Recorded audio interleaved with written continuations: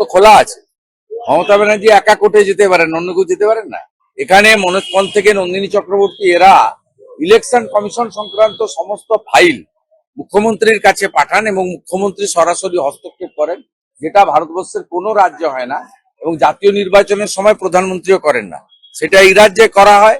তাই election commission এই প্রথম টাইট দেওয়ার ব্যবস্থা নিয়েছেন এবং মুখ্যমন্ত্রী যা করছেন পুরো এসআইআর প্রক্রিয়াতে বাংলাদেশি মুসলিমদের এবং রোহিঙ্গাদের বাঁচানোর জন্য করছেন। এটা বিরাট সংখ্যায় বাদ যাওয়া উচিত। এইটা পুরো এসআইআর প্রক্রিয়াতে প্রথম ইলেকশন কমিশন তার পাওয়ার এক্সারসাইজ করেছে।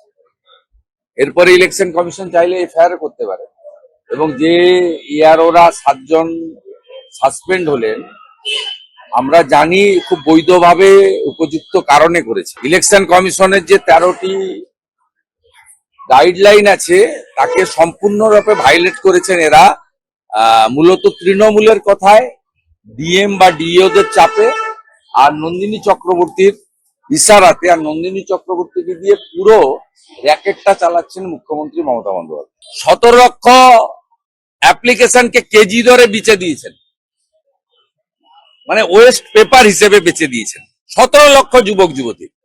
আবার এখানে এই ধান্দাটা চালু করলেন। প্রথমে বাজেট বক্তৃতাতে মাননীয় চন্দ্রিমা ভট্টাচার্য বললেন আগস্ট মাস থেকে আমরা দেব। আমরা বললাম আগস্টের ভোট অন অ্যাকাউন্ট নয়, এই vote on account April, May, June, July. আপনার এখতিয়ারেই নেই। 4 মাস পরে পশ্চিমবঙ্গে যে জিতবে তারা পূর্ণাঙ্গ বাজেট দেবে। তখন শুনে মুখ্যমন্ত্রী দেখলেন এত বড় ভুল হয়েছে, তিনি সাংবাদিক সম্মেলন করলেন। আপনি কেন লাইনে দাঁড় করাচ্ছেন? এখন কোথাও লাইনে দাঁড়াতে নেই, সব অনলাইন হয়ে গেছে, পোর্টাল হয়ে গেছে। কেন লাইনে দাঁড় করাচ্ছেন?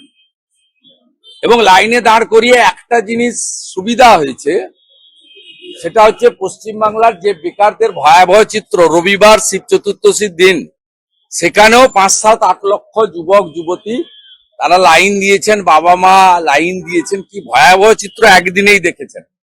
এবং আপনারা দেখেছেন কালকে মিডনাইটে বা আজকে সকালে পেয়ে গেছেন যে অনলাইন করে দিয়েছে।